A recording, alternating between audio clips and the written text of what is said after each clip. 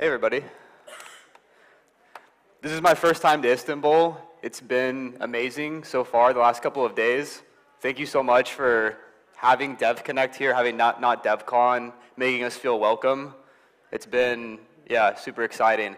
And a beautiful talk by Tomas. Like, this is really such an amazing event. I'm excited that I get to be a part of it. So today I get to talk a little bit to you guys about protocol governance and how I think about the way that we govern the Ethereum protocol.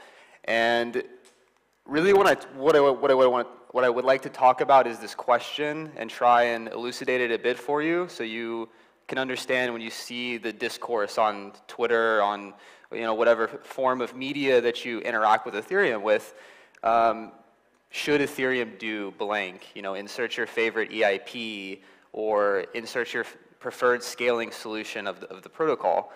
And also, maybe a more difficult question in some senses is this question of when should we do a certain thing? How many people have seen this chart or something like this chart before? Yeah, I mean, the big guy posts this on Twitter for us, Vitalik. So you can't really read it super well on this screen here because there's so many different things that we think that we want to do to Ethereum still.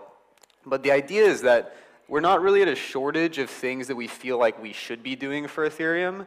There's almost an endless supply of different proposals that exist out there to make the protocol better. It's more of a question of like, how do we prioritize all of these things and how do we get from the idea to the actual implementation? Because trying to bike shed the very minute specification of how this thing is going to be implemented in clients is extremely difficult. So I want to lead with like these two analogies before I talk about exactly how the protocol governance sort of works. And the first analogy that I want to talk about is thinking about protocol governance in terms of degrees of freedom. And so this is kind of how we think about the degrees of freedom of 3D objects. You can manipulate a 3D rigid body in 6 different ways. And the Ethereum protocol is a little bit like this in some senses. Like, we can manipulate it in many more ways than 6, but I think that there's still constraints on what it's possible to do at the protocol and to do with the Ethereum protocol. And that's really what degrees of freedom are. It's like the degrees of freedom are the free and unconstrained pieces of data in some calculation. And an example of something that I would say is relatively constrained in the sense is that we can't change this a lot because it comes from the very beginning of Ethereum, the original ideology of Ethereum, and that's this idea of proof of stake. Ethereum started as a proof of work protocol, but at the very beginning, there were aspirations and ideas of moving to a proof of stake world. And we didn't know how that world exactly was going to look. And we're not saying that there's not some degrees of freedom on the exact implementation. Like, we were talking about this idea of single slot finality, which would be a very different proof of stake protocol than the one that we have today. But it's still something that Ethereum is moving towards and did achieve. And it's not something I think we're going to revert from, so I consider this as like a constrained aspect of the Ethereum protocol. And so it doesn't really matter what the developers, what the researchers, what the community wants, because Ethereum at its core wants to be a proof of stake protocol. There are a lot of other things that have arisen over the past 8 years that we didn't consider and that weren't really part of that initial ideology of Ethereum, and we don't have the constraints built in for, and I think MEV is like a really good example of something that only was sort of discovered by Phil Dion in like 2017 with his paper Flashboys 2.0. And so we have many more degrees of freedom in how we deal with MEV. Do we burn it? Do we share it? Do we not think about it? There's a lot of possibility there, and there's just like so many possibilities in these things, and there's other things that we have as a core beliefs of our system that we don't want to change. And so I think, like, to start, I think it's just important to think about where the developers can move the protocol and where they can't move the protocol, and what's on the table and what's not necessarily on the table. Of course, over time, it's possible for there to be shifts of things, but I don't think that, give it 10, 20, 50 years, we'll ever shift from this idea of decentralization good to thinking that decentralization is bad. Like, this is, again, like a core part of what we believe in and what we think Ethereum should be. So that's the first analogy to set the scene. And the second analogy that I want to give is based on this book that I read a while back by a guy named Douglas Hofstadter called I Am a Strange Loop. And the book has nothing to do really with technology or Ethereum. It's about consciousness and thinking about where consciousness arises from. And I thought it was just really interesting that he talks about the way that he thinks consciousness is bootstrapped, and he calls it a strange loop. And he says that in our minds, we are able to think about things as symbols. Like, I can think about this water bottle as a symbol, and I can reason about it, and I know that if I twist the cap, I can open it, and if I need to drink it, like, I can drink it. Like, these are all things because I know how to interact with the symbol, the water bottle. But we can also symbolize ourselves, which is like where he says the strange loop comes from. And it's like, when you have a self-referential symbol, strange things happen, and he isn't really able to figure out like how, consciousness arises from the self-referential sense of looking at oneself, but it kind of does. And the interesting aspect that he gets from that idea that sort of I think of Ethereum in a sense is that he says there's not just one consciousness of yourself, there's also low resolutions of your consciousness in your friends and family and people you interact with, because they've built symbols of what you do and how your behavior is. And that's the thing that really resonated with me with respect to Ethereum, because Tomas has his idea of what Ethereum is. He's like built his symbol about it, and I've built my symbol about Ethereum. And we have a lot of this similar input data, being in the space, interacting with all core dev calls, being at events like this, and that is like developing the symbol, the image in our mind, but it's still like very low resolution. And I think like through these types of interactions, through writing, through communicating and building Ethereum, we end up like creating a higher resolution version of it. But at the end of the day, it still ends up being slightly different. And I think this is where a lot of the difficulty of answering that question, like what should Ethereum do, comes from, because we all have our own symbols and our own perceptions about what Ethereum should be. And it's really, coming to the agreement on the difficult topics and trying to solve that problem of agreement whenever you just see things in a completely different light. So for example, like some people think 100 million gas limit is a good thing, and other people think that 10 million gas limit is where we should to be. And these just come from the fact that people who think there should be a 100 million gas limit, they might be working on a client that's extremely performant, and they don't see a reason why we shouldn't drag all the other clients forward. And then the people who have the belief that there should only be a 10 million gas limit are trying to think about this far-fetched future, 10, 15, 20 years, where we haven't figured out how to reduce the state size of Ethereum, and they're just imagining what would happen if you accumulate state over the next couple decades. 4337, this account abstraction ERC, there's the debate of should this be in the protocol, should this not be in the protocol, should we have gone with a different version of account abstraction than this, is it too complicated, is it not have enough features?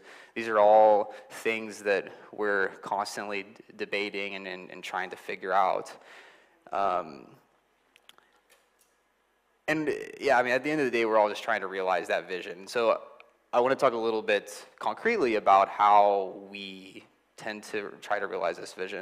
And I think in Tomas's talk, he talked really nicely about a lot of different avenues. Like we had Reddit back in the day. There's this all core devs asynchronous channel. There's Twitter. There's public forums like this. And these are all inputs into the governance of the protocol. And so it's funny, like explaining what I do to people who don't really work in crypto, because I'm like, oh yeah, I send tweets on the internet, and that's like, I get paid to do that. And it doesn't really, they don't understand that, it's not just about, like, I can't just decide that this is what we're going to do in the protocol. Like, I really have to convince the community who are eventually going to have to update their nodes at home that that's what we want to do in the protocol. And so that's like a very important aspect of it.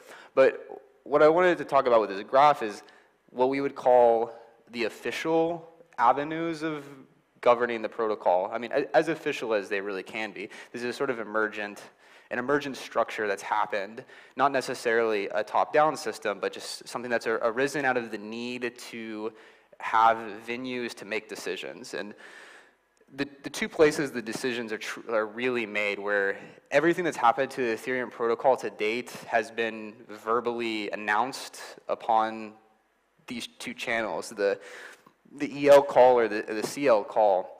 And before the merge, we used to call the EL call all core devs, and still refer to it sometimes as all core devs. And that was the place where, like, truly all of the developers who are building Ethereum came every 2 weeks at 1400 UTC, the ordained time to speak about the protocol. And we discussed what needed to happen to the protocol.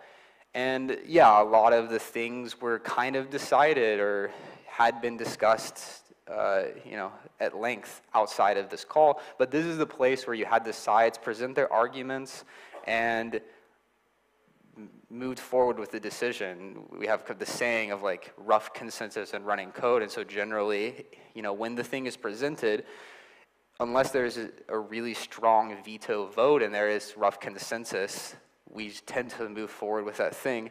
And that's a super vague and difficult proposition to say that's how we move forward. A lot of people are like, well, is it 3 of 5 clients, 4 of 5, 2 of 5? Like, at what point do you make the decision? And and part of it is by design. Like, we don't have a specific percentage, a quorum that we have to reach. It's really just, is this feeling right? Are the people who are opposed to the thing, are they willing to block the thing? Do they want to stand up and say, we're so against this, we're not going to implement it? Or is it more minor? Like, we disagree a bit with this. This doesn't quite fit within our ideal of Ethereum, but it's okay. We're a team player. We want to move the protocol forward, and this isn't necessarily going to break what we wanted to do. So, then it tends to go in. But we have these governance facilitators who play really just a fantastic role in helping make this process happen.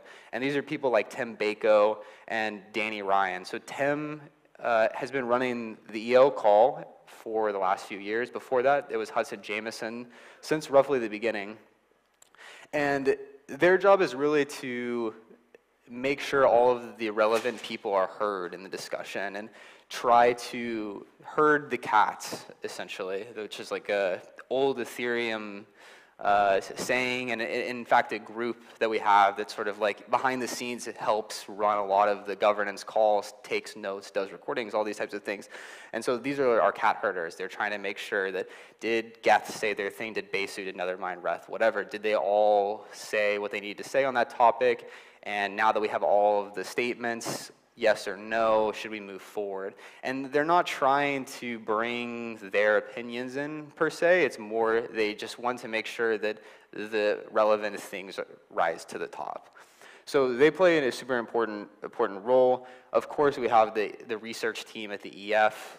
There's a lot of research teams outside the EF now. I made this chart about 3 years ago when it was a little bit more EF focused. It's still very EF research centric, and that's something that we're trying to break apart, but it's difficult to have people contribute on the research level from outside of like a small quorum of people who are connected and talking about these ideas a lot. And they put a lot of input into these two calls about how should we move forward. And a little bit less so on this EL call these days because the research team is mostly focused on consensus layer related stuff. At this point, like the execution layer developers are mostly the ones who are iterating on the protocol. There's not a lot of crazy research questions that are trying to be solved, with the exception maybe of Verkle. But that's kind of the execution layer call in a nutshell. I also wrote that the community has a big input into the execution layer call because originally it was our only call. And so the all core devs was the place where if in the community you felt that something needed to be said about Ethereum, that was your venue to say the thing about Ethereum. Today it's a little bit less, but it's still the place because most people who interact with Ethereum interact with it as a user or a developer. And to do that, you have to go through the Ethereum virtual machine. And if you need to change something about it, you have to go to the EL call. I expect as time goes forward, people will care more and more about what is the economics of Ethereum, should the consensus layer do something different, but in my experience so far, we haven't had a lot of community engagement with that call specifically. So the consensus layer call is the call that has sort of governed the beacon chain consensus layer since its inception. It sort of started out as just this working group with Danny and the few consensus layer teams at the time who were developing the protocol. And it's obviously evolved into just as an important call, if not more important than the execution layer call, since these are the developers that are maintaining the consensus of Ethereum now. And they have the same sort of interaction with their consensus layer devs. It's interesting because the consensus layer call ends about 30 minutes into the call most of the time, whereas the execution layer call tends to go 5 minutes past every single time. So you can kind of see that there's a lot more, there's a lot clearer of a symbol in the consensus layer developer's mind. Like they're all coming from a very similar, they're coming for a much more similar perception of how Ethereum should look or how the Ethereum consensus protocol should look, whereas the execution layer devs, I think we're coming from like many more places. I mean, Tomas said it specifically, like he implemented from the yellow paper so that he wasn't influenced by how other clients were writing it. And I think that's really cool. I think that it's really neat that we had people who were trying to understand Ethereum from their own first principles using how they've experienced the world, the things that they've learned, and bring that to make a more resilient protocol. Not to say that the way that the consensus layer is bad, it's just an interesting fact of the matter that the consensus layer, they all started together, more or less. I think there were 3 clients at the very beginning who were iterating on the beacon chain before it was live, and so they just have very much more similar ideas of what the beacon chain should be and the types of changes. And so we sort of see that with the consensus layer call having much less conflict about what to do going forward into the future. I don't know if any of you guys have ever seen this channel on Twitch. This is Twitch Plays Pokemon. I think it's one of the funniest things ever. Like you send in the Twitch chat what move you want the player to make, and then it interprets it and sends it to the emulator on the computer. And so eventually, over time, the chat plays the whole Pokemon game, and they end up like defeating all the gyms and catching all the Pokemon and stuff. And it's just, I don't know, this is something that I come back and I think about a lot because I'm like, how is that possible? Just, you know, the internet, someone is able to drive this character through this. This is not a short game, through the whole game to defeat all of it. And I just keep thinking this is very similar, it feels, to what it's like to work in a decentralized environment. Because we all have an idea of what Ethereum should be. We're each tugging in different directions, sending our moves in the chat saying, you know, 100 million blocks, do data availability sampling, make the consensus protocol like this, focus on light clients, all of these different things.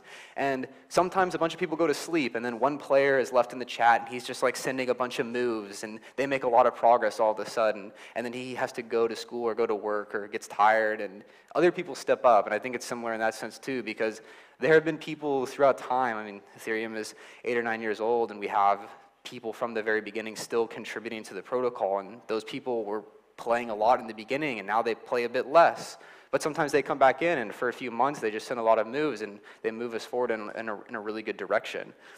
And so this is just, yeah, something that I've thought a lot about in terms of working in open source and a decentralized thing.